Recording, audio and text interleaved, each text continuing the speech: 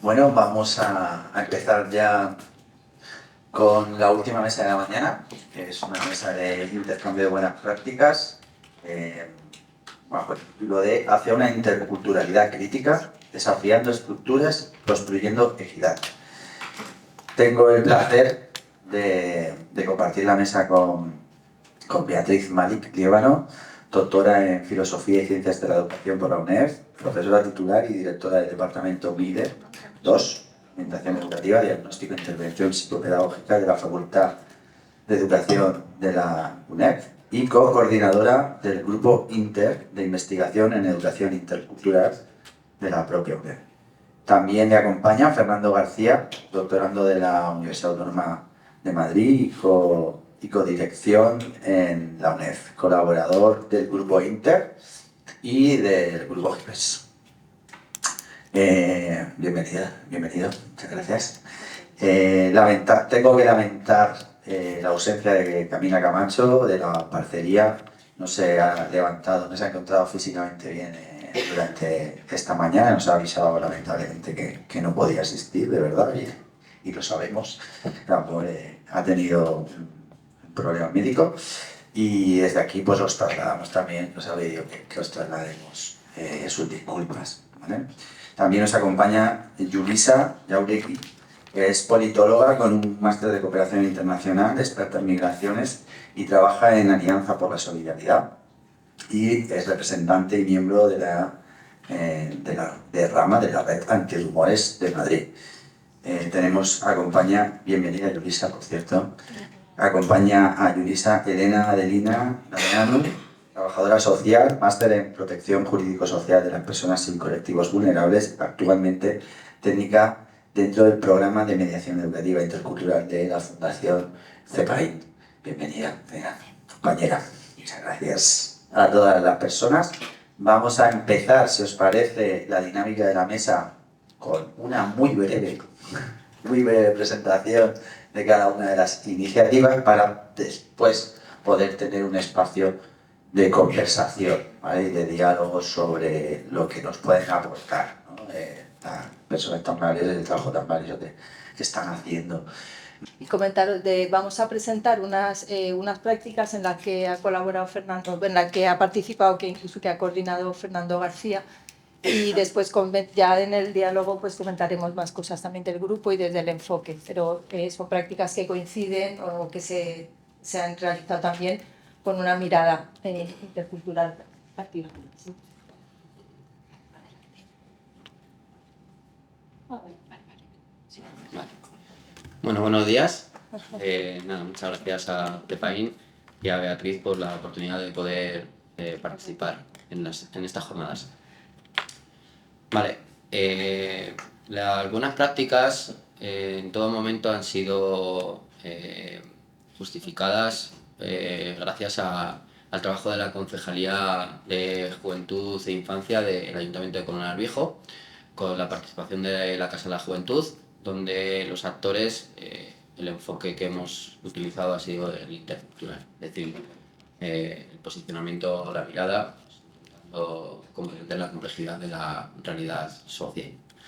¿Vale? Empezamos con un proyecto de dinamización en parques públicos del municipio, debido a las diversas quejas de los vecinos por el mal uso del inmobiliario y de los espacios libres, es decir, de los parques.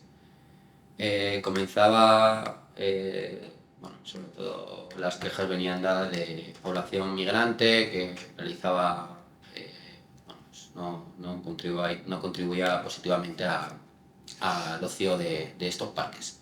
Entonces, nosotros decidimos realizar un mapeo y un análisis de la realidad, donde nos dimos cuenta que la población migrante no hacía un mal uso de los parques, sino que era la propia diversidad lo que al final la falta de ocio era el contribuyente a que no hubiese una buena utilización de este ocio dentro de los parques. ¿Vale? Entonces, tanto población autóctona del municipio como población migrante, había personas que sí que lo utilizaban correctamente y otras. Continuamos con la metodología de investigación-acción participativa, donde sí que conseguimos introducir en el proyecto tanto a los vecinos como a los grupos de jóvenes, llegando a formar un consejo con la participación de tanto vecinos como de alguna asociación, del propio ayuntamiento y de los jóvenes buscando soluciones. Sobre todo los problemas detectados, como bien he dicho antes, la falta de ocio y la poca participación de los jóvenes en su propio ocio. Este proyecto tuvo un impacto bastante positivo y vamos a realizar diversos proyectos que vienen dados de este. El proyecto.com, que ahí ya tuvo una mayor participación, es un proyecto de los institutos públicos de Colmenar Viejo y llega como demanda de los vecinos y grupos de jóvenes. Se crea una red de delegadas y de profesores con el objetivo de formar y tomar parte del ocio en el municipio. Bueno, esta iniciativa al final lleva a crear un consejo de participación que se llama el Enjambre. Este consejo a día de hoy continúa, entonces bueno, el impacto no podemos decir que no ha concluido, por lo tanto no tiene un gran impacto. Sí que este proyecto viene formado por integrantes de la Casa de la Juventud y los propios jóvenes, y además sale otro proyecto que trata sobre plenos, sobre plenario, que van los chicos y chicas de cuarto, quinto y sexto de primaria al ayuntamiento a simular un pleno. En esta actividad participa tanto concejalía como alcaldía y bueno, aquí simulan lo que sería un pleno real. De aquí también salen diferentes propuestas y se han unido a este proyecto. Vale. Los objetivos que hemos estado trabajando, ¿vale? Aunque el objetivo real siempre ha sido como que los jóvenes consigan tomar parte y tener su propia conciencia y decidir, tener toma de decisión en el propio ocio, se ha estado trabajando la diversidad como riqueza y disminuir esa categorización, que es algo que promueve el enfoque intercultural. Al final, la diversidad no es diferencia, simplemente diversidad, luego puede haber diferencia de conocimientos o de pensamientos.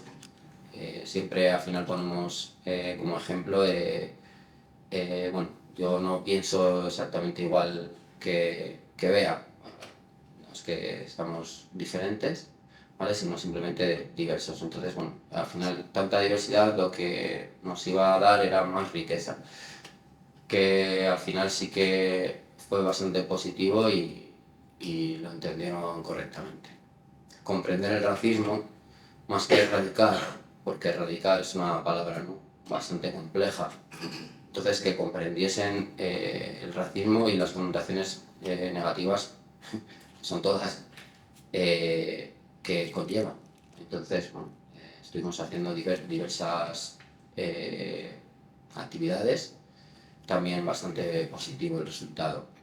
Participar mediante la intersubjetividad, que es una de las bases del enfoque intercultural, ya que es cambiante, dinámica, intersubjetivo, el participante está inmerso en una red de relaciones.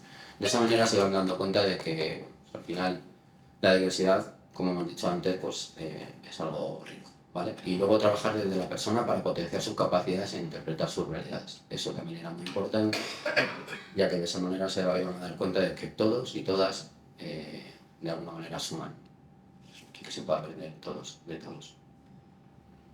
El impacto, como he comentado, bueno, han ido saliendo diversos proyectos, que para nosotros eso ya es algo bastante importante. Y bueno, actualmente, como he dicho, el proyecto está en proceso de desarrollo, por lo tanto es pronto para conocer ese impacto, pero el objetivo es que al final sí que pues, el municipio de Colmenar, tanto en los diferentes colegios como institutos o en la educación no formal, se asuma la diversidad como algo positivo.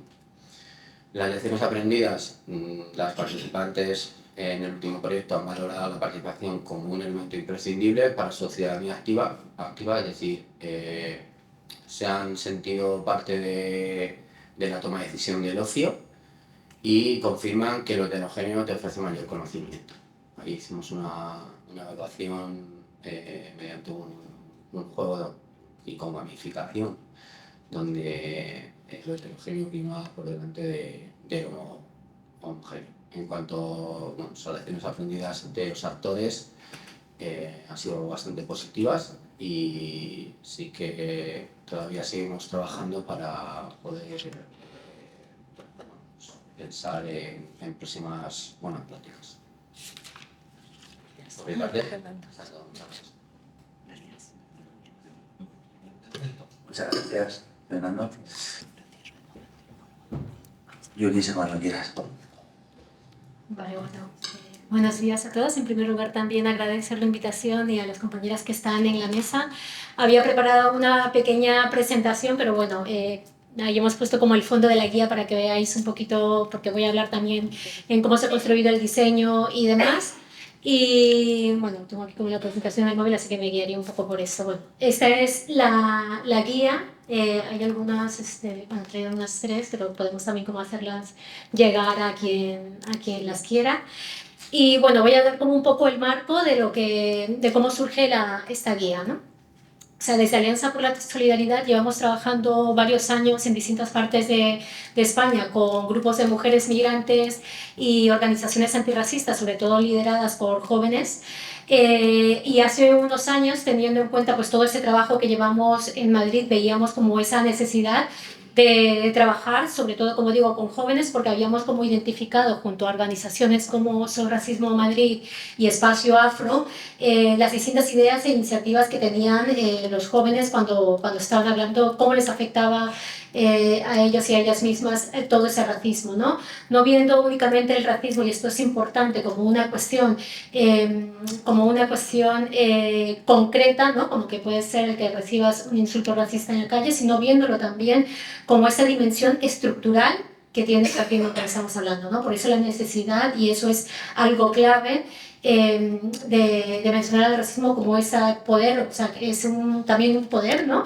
Un poder, una opresión más que luego se va a intersectar con otras también opresiones, como puede ser el propio patriarcado y el colonialismo, ¿no? Entonces, por eso mismo también la guía recibe ese nombre, una guía antirracista. O sea, viendo también ese trasfondo estructural que queríamos apuntar y señalar, teniendo en cuenta que estas reflexiones se estaban dando dentro de colectivos y organizaciones que he mencionado antes con las que estamos trabajando. Cuando tuvimos la oportunidad de presentar un proyecto, resultado también de estas relaciones que comento con estos colectivos, vimos una oportunidad de poder presentar un proyecto específico que estuviese enfocado en ese trabajo con juventud, en el que ellos fueran los protagonistas para realizar distintas actividades e iniciativas que pusiesen en el foco cómo actúa ese racismo, ¿no? Pero no solamente quedarnos en esa identificación de cómo actúa y cómo problematizarla, sino también en recoger esas iniciativas, esas ideas de los jóvenes, ¿no? Entonces, una de las ideas fue, mira, dije, cuando estamos hablando de racismo, claro, muchas veces, o cuando decimos antirracismo, muchas veces no se sabe a qué nos estamos refiriendo, ¿no? Porque queríamos ir un poco más allá de esa identificación también de prejuicios y rumores, que por supuesto es clave, pero queríamos ir también como a ese tronco, ¿no? Ese tronco estructural de lo que es el racismo. Así que se nos ocurrió diseñar un proyecto en el que en el principio pudiésemos tener una serie de formaciones, sesiones, en el que la llamamos una escuela antirracista, en el que participaron distintos ponentes, todos ellos relacionados con el centro Espacio Afro, que sabéis que es un centro que está aquí en Arganzuela, en Embajadores, y que están trabajando toda la cuestión de antirracismo y demás desde una perspectiva también cultural, ¿no? Entonces fueron varios de sus integrantes los que realizaron esta primera escuela antirracista, Y resultado de esta escuela, de estas sesiones y demás, es que decidimos realizar esta guía, ¿no? Pero queríamos, claro, que no fuese un documento estaba dedicado a jóvenes, o sea, no un documento duro, ¿no? Difícil de digerir, por así decirlo, sino pues un formato más atractivo, ¿no? Y que no, o sea, que si bien vamos a trabajar cuestiones que son, como decía, ¿no? De estructurales y demás, ver también la manera en cómo adaptamos también nuestro lenguaje, ¿no? Porque, o sea, llevamos trabajando muchos años y esa es la cuestión también que recibíamos, ¿no? Como comentarios, o sea, cómo lo aterrizamos, cómo lo llevamos a los barrios, cómo hacemos partícipe también de esos procesos a otros colectivos que normalmente no están como protagonistas en este tipo de procesos, ¿no? Y es así como decidimos generar esta guía, que esta guía pues tiene o sea, cuando lo pensamos, ¿no? La idea es de trabajar estas cuestiones de antirracismo, pero también como una primera parte en la que hay en esta guía es una serie de glosario, ¿no? O sea, cuando estamos hablando de antirracismo, ¿a qué nos referimos? Cuando estamos hablando de colonialismo, ¿a qué nos referimos? Entonces hay como un glosario donde hay una serie de conceptos en los que partimos y que explicamos de una manera muy concreta, ¿no? Unas cuantas líneas de cara para quien se acerque o esté interesada en trabajar en toda la temática del antirracismo, pues pueda entenderlo, ¿no? De una manera más fácil.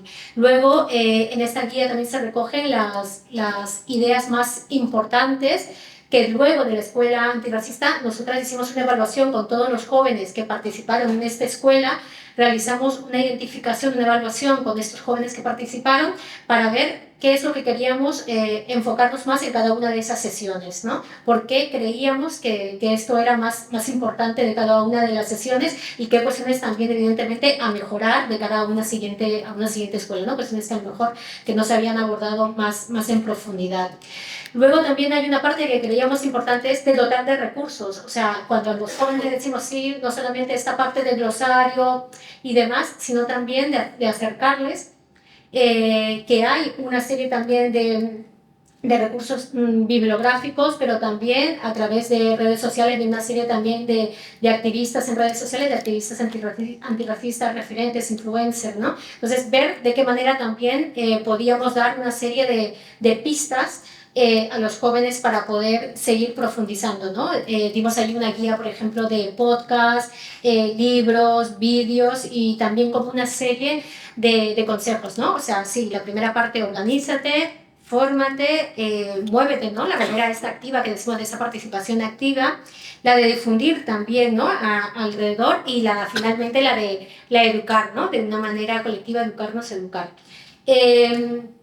Esto fue como se diseñó el proceso creativo de la guía y luego lo que hemos hecho cuando hemos tenido ya la guía en sí en físico, pues es también que nos ha permitido ¿no? Presentar nuestro trabajo a distintos espacios. No solamente, como digo, que al principio pensábamos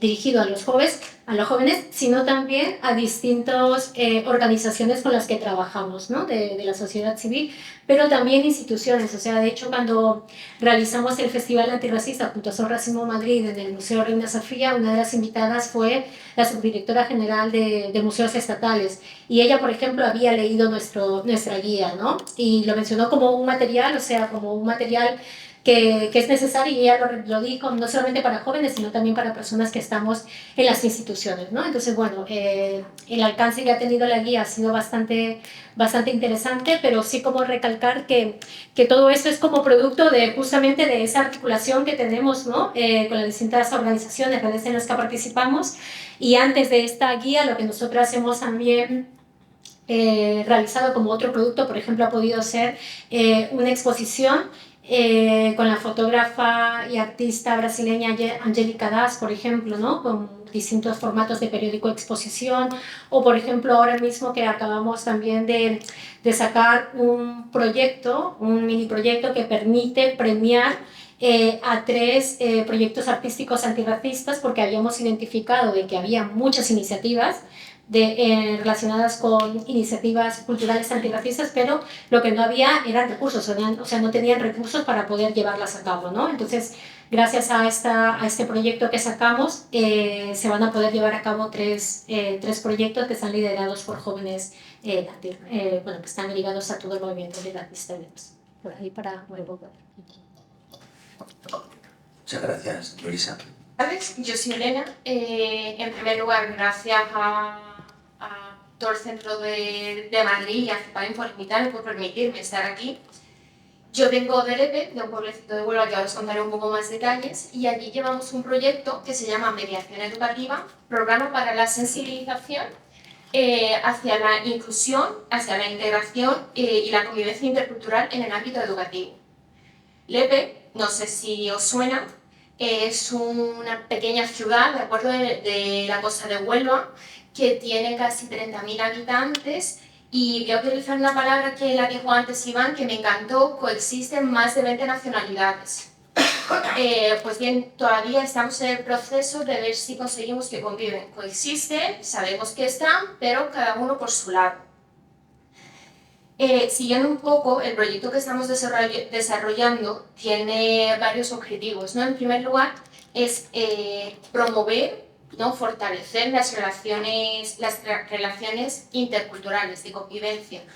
¿Cómo conseguimos eso? Pues a través de los grupos motores y trabajando con todos los sectores de la sociedad.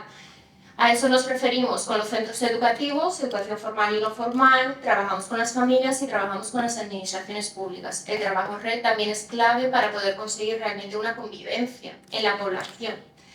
Después, también favorecemos esos espacios de encuentro intercultural, ¿no?, y de sensibilización, donde buscamos la lucha contra el racismo, contra la xenofobia y sobre todo contra los discursos de odio. Que a continuación os voy a mostrar unas pocas actividades que hacemos que contribuyen a conseguir eso. Y por último, damos mucho valor a educar en valores en los centros educativos, ¿de acuerdo? Y en su entorno para la defensa de los derechos humanos. Este tipo de educación en valores lo hacemos o bien a través del deporte, que sabemos que muchas veces es clave para conseguir ciertos valores, el trabajo en equipo, el respeto, o bien a través del arte, que ahora también vamos a explicar unas actividades. Vale. Las actividades. En primer lugar, como dice el nombre del proyecto, está destinado al ámbito educativo. Y la primera fase para poder conseguirlo es que los y las menores tengan acceso al ámbito educativo. Para ello, en EPE existe, y yo creo que en muchos sitios, una barrera lingüística importante y digital. Por lo que nosotros, cuando es la campaña, la época de matriculación, tanto la educación infantil, primaria, guardería, solicitud de becas, todo lo que tenga que ver con trámites administrativos, con la Junta de Andalucía de Educación, la parte de educación, ofrecemos nuestro apoyo. Se pone cartelería en todos los centros educativos y en diferentes idiomas. Y toda persona que necesite ayuda, pues acude a Cepain y le echamos una mano. Como os dije, también el deporte es una herramienta clave para la convivencia. Nos centramos sobre todo en los coles, en los centros de educación primaria, y mediante diferentes actividades favorecemos esos encuentros improbables entre el alumnado. Entonces hacen que a lo mejor dos niños de la misma clase que a lo mejor no han hablado nunca, pues en esa actividad, si les toca en el mismo equipo, pues les toca hablar. Entonces favorecemos ese tipo de encuentros. También otra actividad interesante es el uso adecuado de las nuevas tecnologías. Como bien veréis, mi camiseta es desactiva, el racismo y la xenofobia, y siempre intentamos concienciar al alumnado, sobre todo enfocado al alumnado de secundaria, sobre el impacto que tienen su trabajo en red, su trabajo, lo que hacen, lo que publican, que comparten, cómo se puede detectar cuando lo que comparten es verdadero o lo que no, como herramientas, desactiva, maldita.es, la guía esta, a mí me gustaría descargarla y tenerla, también para hacérsela llegar. Y no solamente al alumnado, sino muchas veces incluso al profesorado que está presente a la hora de hacer las actividades, el taller, dice, anda, pues mira, esto yo no lo sabía. Entonces llegamos a más de lo que realmente pretendíamos y eso siempre viene bien. Y por último, esos encuentros de espacios, esos encuentros con familia, esos espacios con familia. Sabemos que es muy importante intervenir en los centros educativos. fundamental. La educación siempre, yo considero que es la clave para el cambio. Pero la educación también está en las familias. Y muchas veces esas familias migrantes llegan a un territorio y no tienen esa red de apoyo. Por lo que buscamos con esos pequeños espacios que una familia que a lo mejor no tiene a nadie, de repente, a lo mejor al mes, pues tenga esa red de apoyo. Y saber que si tiene alguna complicación para hacer algún trámite, tiene alguna duda, pues pueda tirar de ese apoyo. ¿De acuerdo? Si quieres, siguiente. Algunos de los aprendizajes que hemos adquirido, que el trabajo comunitario, siempre lo hablamos, no es un trabajo puntual. No es un trabajo de dar una charla en el instituto, no es un trabajo de hacer un encuentro con familias, es un trabajo de continuidad. Nosotros ponemos una pequeña semilla y la idea es que esto siga y los cambios se ven a muy largo plazo. Después, también buscamos que el rol de la persona profesional no sea fundamental en esos procesos. Como dije antes, nosotros simplemente ponemos una pequeña semilla para el cambio, para lo que nos interesa, para lo que buscamos al final, para una convivencia real en la localidad en este caso. Y después, la convivencia tiene que ser entre los vecinos y la vecina. No tenemos que estar nosotros allí siempre presentes. Como dije, es fundamental las relaciones humanas y también hablamos mucho, yo creo que las entidades sociales todas somos conscientes de que trabajamos con proyectos, con programas y todo, pero también tenemos que ser conscientes de que esos proyectos, esos programas al final son herramientas. Tenemos unos objetivos, hay que cumplirlos, pero esos objetivos no tienen que definir todo el trabajo que nosotros hacemos. Es decir, si tenemos un objetivo de conseguir un grupo motor de 10 personas, no sirve de nada conseguir un grupo motor de 10 personas, cumplir ese objetivo ese año y de repente en enero se cae el proyecto y ¿qué pasa? ¿Ese grupo motor ya no funciona? Entonces, hay que coger ese programa, hay que verlo en el territorio, cómo lo podemos enfocar para que eso continúe. Aunque el proyecto no esté, aunque el personal técnico no esté, pues ese proyecto continúe. ¿De acuerdo? Si quieres, la siguiente. Y un ejemplo de buenas prácticas que nosotros queríamos traer aquí son los equipos de mediación educativa. Estos equipos de mediación educativa están centrados para el alumnado de secundaria. El proceso para hacerlo, en primer lugar, es que el centro educativo fundamental esté a favor de crear estos equipos. Sabemos que la mediación puede ser de diferentes tipos. En este caso, con el centro educativo siempre hemos valorado que la mejor opción es que esta mediación de conflictos sea entre iguales. En primer lugar, lo que se hace es reuniones previas con el equipo directivo, el profesorado que sea consciente de que se va a impartir esta formación dentro del centro. Y después, con el ciclo de primero de la ESO, damos una formación general sobre qué es la mediación, los principios, 3 dinámicas para llamar la atención un poco al alumnado. Y después, tras esa formación grupal, preguntamos quién estaría interesada en participar. A veces hay alumnos y alumnas y a veces no tanto. Y voy a volver a mencionar a Iván antes, con la técnica de que muchas veces lo hemos hablado con el centro educativo, que sería interesante que esos alumnos y alumnas que lo ven en clase, que a lo mejor son más disruptivos o que no permiten dar bien la clase, que vengan a este equipo de mediación, porque a lo mejor realmente les interesa, les gusta, y de hecho ha pasado en centros educativos que en este caso un alumno en clase no prestaba atención, el profesor le decía que no podía dar clase con él y después en el equipo de mediación era una máquina haciéndolo. Entonces es dar ese poder. Después de dar la formación, seleccionar al alumnado, durante 3 sesiones damos una formación reducida, explicando de nuevo los principios de la mediación y poniéndolo en práctica. En primer lugar se pone en práctica con el equipo reducido y después lo llevamos a clases delante de los demás. La tercera fase es la creación en sí del equipo. Ya tenemos el equipo creado. Es muy importante, antes lo mencionaba también, el rol del profesorado. En este caso, siempre que se realice una mediación de conflictos, los conflictos tienen que ser de baja escala. Es decir, una pelea ya más grave, eso ya pasa a manos del equipo directivo. Nosotros ahí ya no nos podemos meter. Y siempre el conflicto que se media se decide por la parte del profesor o la profesora responsable. Este conflicto se puede mediar por los alumnos y alumnas o este conflicto no se puede mediar. Y una persona adulta tiene que estar presente en esa mediación como observador. El rol del observador es simplemente observar, no se tiene que meter, ¿de acuerdo? En la mediación es simplemente velar de que esa mediación se haga correctamente, ¿vale?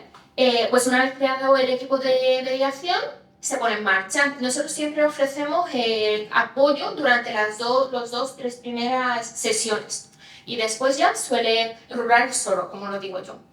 Esta formación la solemos hacer con primero de la ESO, con idea de, en el segundo y tercer trimestre del primero de la ESO, con idea de que en el primer trimestre de segundo, ¿de acuerdo? Puede ponerse en práctica.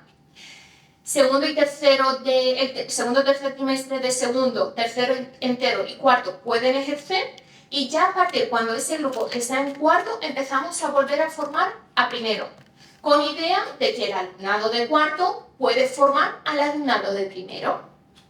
Esa es la idea que nosotros tenemos y que llevamos en práctica. Ya vamos a arrancar el quinto equipo de mediación dentro del centro educativo. Y otro aspecto interesante que hemos conseguido este año es el equipo de acogida intercultural con funciones parecidas, simplemente que el objetivo principal es favorecer la integración del alumnado recién llegado al centro educativo. Y ya pues simplemente algunos beneficios, los encuentros improbables entre el alumnado, la escucha activa de habilidades, la resolución de conflictos, la empatía, todos esos son beneficios que favorecen este tipo de actividades. Y ya está. Gracias.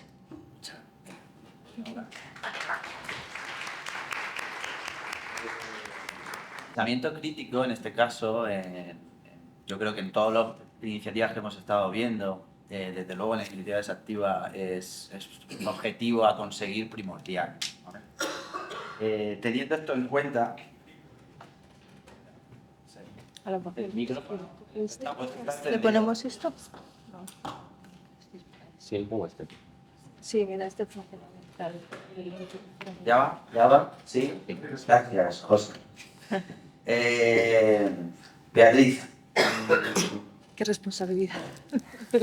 Te dan una pregunta, ¿vale? Vale. Además de la participación activa de la comunidad, que es fundamental para lograr el cambio real, este pensamiento crítico del que estábamos hablando, ¿cómo podemos, Beatriz, hacer que contribuya a la educación superior a fomentar este pensamiento crítico y a promover esa participación comunitaria en los temas que estamos hablando, ¿no? Ahora de pues toda esta parte de convivencia intercultural, de propiciar el antirracismo y la no discriminación. Gracias, Domingo. Bueno, yo te cuento, bueno, os cuento, vamos, hablo desde nuestra experiencia del grupo Inter, de la experiencia que tenemos en docencia, en investigación y en gestión también, bueno, sobre todo en creación de redes, sinergias, ¿no? Entonces, en concreto, el pensamiento crítico creemos, bueno, se debería desarrollar desde antes de la educación superior y en muchos casos se hace. Decimos que no, pero es fundamental. No podemos llegar a la universidad y pretender que nuestras estudiantes cuestionen cosas, ¿no? Tengan un pensamiento crítico si no lo han desarrollado previamente, si no se les ha dejado participar, si no se les ha dejado tomar decisiones, cuestionar cosas. Pero como estamos en educación superior, pues nuestro enfoque es, lo primero, siempre cuestionar todo, ¿no?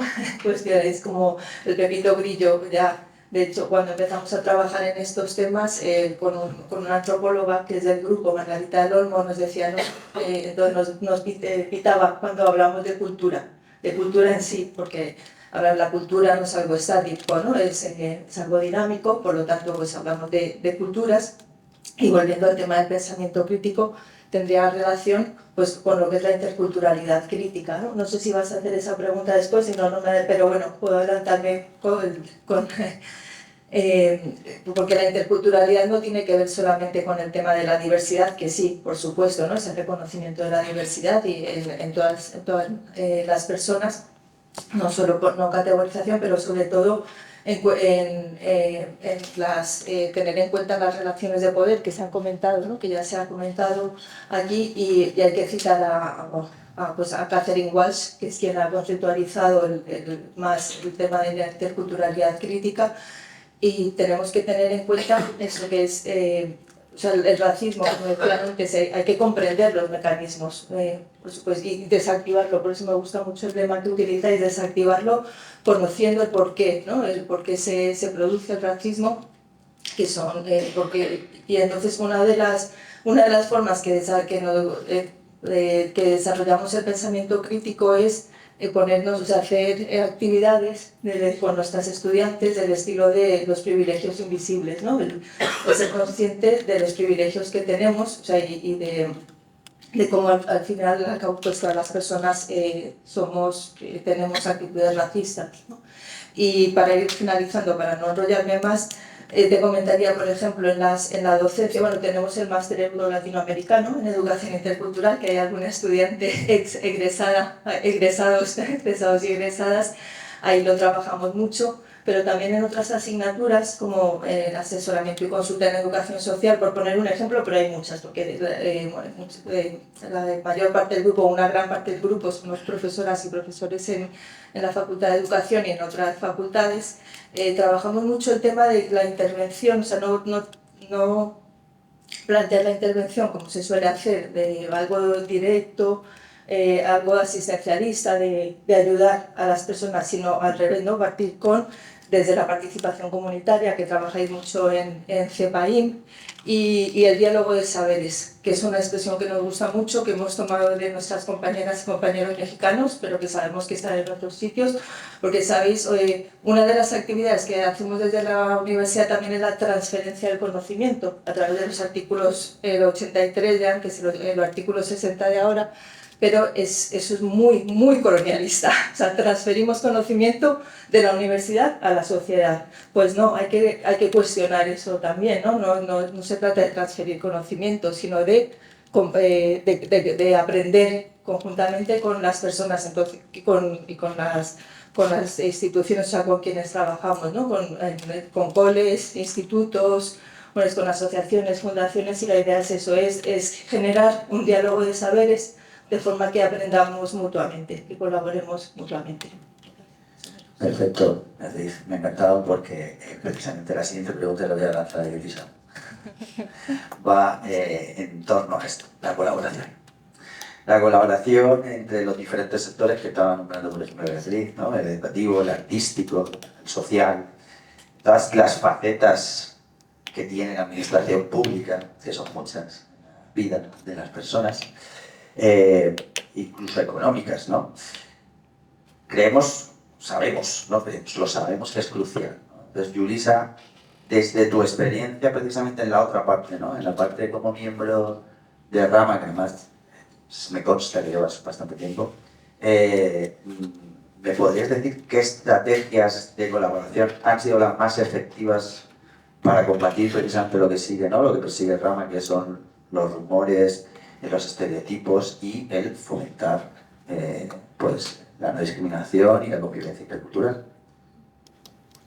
Antes de pasar a la pregunta, sí quería hacer lo que acabas de comentar, ¿no? Lo de la transferencia de conocimiento, que como has dicho es totalmente colonial, ¿no?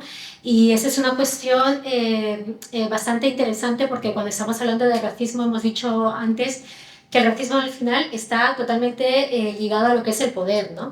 El poder político, económico, pero también el poder epistémico. Y aquí esto es clave, ¿no? O sea, ¿quiénes están haciendo los contenidos curriculares de los colegios? ¿Quiénes son los profes? O sea, hay que cuestionarnos toda esta cuestión también, ¿no? Antes que se mencionaba en la mesa anterior también cómo están segregados unos alumnos dependiendo de su perfil étnico-racial y demás. O sea, vayamos a esta cuestión, ¿no? O sea, un sistema educativo no se va a transformar porque tengamos una hora, una sesión de X, sino que cómo vamos a ese fondo, ¿no? Y esto creo que es clave también, ¿no? Cómo estamos creando esos diálogos, qué profes van a esas reuniones con los alumnos padres, ¿no? ¿Qué padres pueden ir en esos horarios? O sea, es que en realidad cuando si entramos a andar, es que hay un montón de cuestiones y allí sale claramente cómo funciona todo arquitectura racista, ¿no? En todo ese trasfondo. Y viendo nada más que estamos hablando de un sistema educativo formal, pero más allá también, o sea, qué espacios hay para articular desde los colectivos, jóvenes y demás, en esa alternativa, ¿no? ¿Qué modelo de educación queremos? Más allá de ese modelo de educación formal también, ¿no? ¿A qué estamos llamando esa educación? ¿Educación intercultural? ¿Educación antirracista? ¿Educación por la convivencia? O sea, esto es como un tema bastante potente, ¿no? Que bueno, que genial que lo hayas mencionado porque eso me da como también cómo podemos reflexionar, ¿no? De esta manera y que necesitamos en ese reflexionar también dónde están esos jóvenes, ¿no? A los que supuestamente nos estamos dirigiendo como alumnado. ¿Qué significa esa categorización de alumnado-profesor? Bueno, es como muy interesante, ¿no? También de poder ver analizar también esas situaciones de poder dentro de lo propio que es esa educación, ¿no? Y bueno, ya la pregunta, sí, o sea, nosotras, o sea, creemos que la articulación es como clave, ¿no? O sea, nosotras no vamos a poder transformar o mejorar una serie de condiciones en la lucha contra el racismo únicamente desde una institución, o sea, únicamente desde un proyecto. Como tú decías también, un proyecto está centrado en 1 año, 2 años. ¿A ti te vale 1 año, 2 años para realizar esos cambios estructurales? No. Entonces hay que también dejar esas lógicas de pensar desde las instituciones en las que estamos en relación con proyectos, sino ver en realidad con unas cuestiones de procesos. Y muchas veces para realizar estos cambios también tienes que tener una apuesta política de las propias instituciones. Es decir, realmente tengo una apuesta política clara desde mi institución por transformar esta sociedad racista a otra. Y eso va más allá de pensar en términos de proyecto. Porque si lo pensamos en esos términos, en realidad no estamos apostando políticamente por esa transformación. Estamos únicamente pues adaptándonos a lo que tenemos. Y muchas veces se dice, bueno, sí, pero es que es lo que nos dejan. No, no es lo que nos dejan. Podemos también amplificar en esas grietas, en esas posibilidades, para realmente, junto a los colectivos, las organizaciones, o sea, yo insisto mucho en los colectivos porque es como si decimos, pues estamos trabajando por una sociedad feminista y luego no trabajamos con mujeres. Pues es lo mismo, ¿no? Cuando estamos trabajando en temas que tienen que ver con antirracismo, interculturalidad, diversidad, como queramos llamarlo.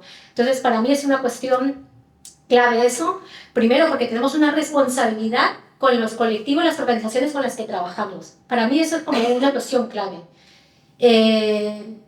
Y esa cuestión clave es la que nos da esa confianza política con las redes en las que trabajamos. Por una parte, con esas redes, asociaciones, colectivos migrantes y antirracistas, que van a potenciar además esa legitimidad que tenemos, porque la legitimidad no la tenemos nosotros por ser una institución de una ONG. La legitimidad la tenemos si estamos trabajando realmente junto a las organizaciones. Y eso no nos vale trabajar también únicamente en el marco de un proyecto y una actividad concreta en la que va a participar en una actividad específica, no. Sino que es en realidad qué espacio de poder nosotros estamos dejando para que lo ocupen estas organizaciones y colectivos con las que trabajamos. Entonces, bueno, hay muchísimas cuestiones en las que ahondar, ¿no? Pero también está la otra parte también de la institucionalidad. ¿Cómo dialogamos en estas reivindicaciones con las propias instituciones, que puede ser cuando nos reunimos con un ministerio, etcétera? ¿Quiénes están yendo a estas reuniones? ¿Estamos yendo nosotras, las expertas técnicas, etcétera? ¿Hay esa posibilidad de que los propios colectivos con los que trabajamos puedan estar en esas reuniones y nosotras más bien como que organizar esa reunión y que sean ellas las que en primera persona realicen sus demandas, pero también sus propuestas, porque cambiemos el chip? Esas organizaciones y colectivos con los que trabajamos no solamente tienen demandas, sino que tienen propuestas políticas. Entonces, bueno, que hay un montón de cuestiones en las que trabajar. Una de ellas, por ejemplo, que nosotros estamos apostando también es el trabajo en red, que como decía, es indispensable, por eso estamos en esta red de estrategias antirrumores de Madrid, en la que participamos distintas entidades con el objetivo de tener ese banco, por así decir, de ideas, de buenas prácticas y demás, pero también de cuestionarnos quiénes estamos participando en este espacio. Que creo que es algo clave también y que tenemos que cuestionar. Al final somos entidades que recibimos una serie de subvenciones, entidades que tenemos posibilidades. Pero tenemos que hablar también por qué no están allí algunos colectivos antirracistas o migrantes. Y otro espacio, por ejemplo, que creo que también es muy potente es en uno que participamos en el Museo Reina Sofía, en el que tenemos un espacio de trabajo que se llama Museo Situado, en el que participamos muchísimas entidades y colectivos ligados al barrio de Lavapiés y alrededores, que creo que es un espacio súper importante porque el museo al final es un espacio de poder. Y en el que nosotros podamos haber realizado allí un festival antirracista en el que llenamos durante 2 días trayendo propuestas culturales que son totalmente rompedoras también, porque es eso también, ¿quiénes producen arte? ¿Qué consideramos arte? Bueno, pues todo ese tipo también de espacios en los que estamos que nos permite reflexionar también en estas cuestiones creo que es interesante. Muchas gracias, Elisa. Muchas gracias.